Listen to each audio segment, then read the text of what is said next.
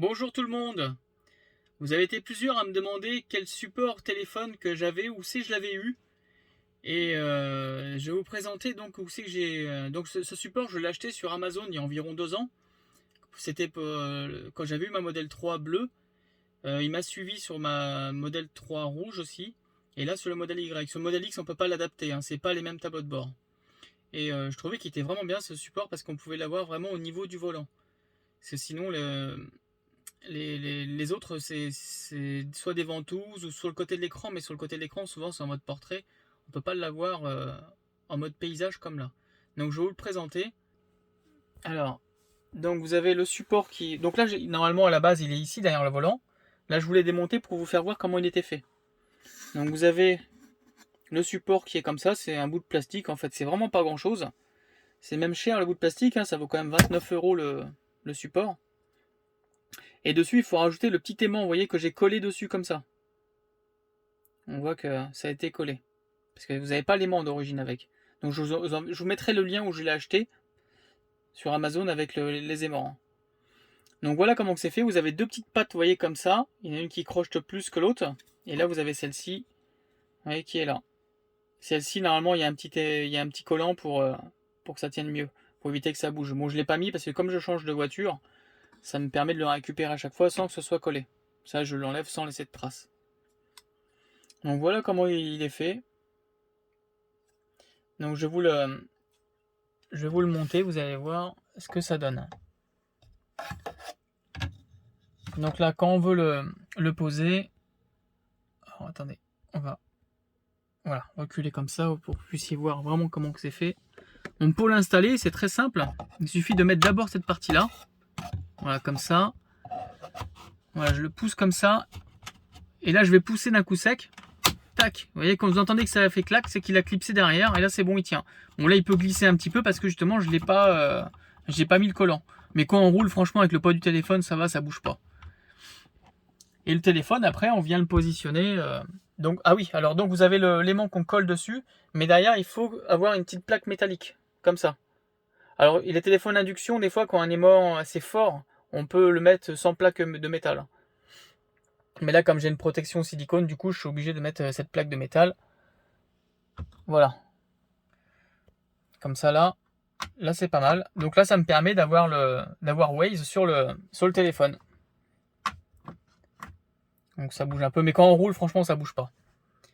Et là, là, ça me permet d'avoir Waze ici, et sur le côté là, j'ai Google Maps. Je trouve que c'est plus sympa d'avoir deux GPS directement sur l'écran. Donc du coup, moi, je l'ai mis un petit peu, parce que normalement, l'aimant, on peut le mettre plus au centre. Et si je l'ai mis sur le côté, c'est pour pouvoir mettre la plaque de métal sur le côté comme ça, parce que si je mets la plaque de métal en plein milieu du téléphone, et ben quand on le met sur le chargeur induction, ça marche plus quand il y a la plaque de métal. Que là, vous voyez, ça arrive encore à fonctionner. Mais des fois, ça marche pas. Des fois, ça arrive à ne pas fonctionner, donc je suis obligé d'enlever la plaque de métal qui est sur le téléphone. Donc la plaque, c'est pareil, hein, je l'ai mis comme ça. Si on enlève le silicone, elle s'enlève. Je l'ai pas collé non plus. Ça tient juste comme ça. Mais là, en la positionnant comme ça, on peut encore utiliser le chargeur induction. Sinon, le chargeur induction ne fonctionne plus. Et ça, c'est vrai que c'est pénible pour ça. Donc, ce que je fais quand je le mets, quand je le positionne ici, du coup, si j'ai pas de batterie, ce que je fais, je tire un câble que je passe derrière l'écran ici et que je relie ici sur le côté comme ça. Ça me permet d'alimenter le téléphone en même temps du GPS. Voilà. Donc, faut compter environ. J'ai payé 29 € le support. Enfin, moi à l'époque, j'ai dû le payer 27, je crois. Et là, il est à 29 et l'aimant, enfin, qui vendent 3 aimants en même temps. Les aimants, ils sont à 12 €. Donc après, si vous avez un aimant et une plaque de métal, ça peut le faire. Voilà cette présentation de ce support. Donc après, quand on veut le récupérer, il suffit de retirer dessus un coup sec. Ouais, je tire en avant, hop, et je pousse en arrière et je le tire vers moi. Il faut avoir deux mains parce qu'il faut appuyer là un peu pour que ça sorte. Voilà. Voilà, et puis ça fait pas trop moche comme ça va. Je trouve ça pas mal. Alors, je vais vous faire voir les consommations que j'ai eues jusque-là. Voilà, on va faire un petit point conso. Là en ce moment je suis à 2335 km. Et en moyenne là je suis à 156 Wh par kilomètre. Donc c'est assez économique. Mais il faut savoir que je fais très peu d'autoroute. Un petit peu de 4 voies de temps en temps. Et c'est tout. C'est beaucoup de départemental sinon. C'est pour ça que j'ai des consos comme ça en plein hiver.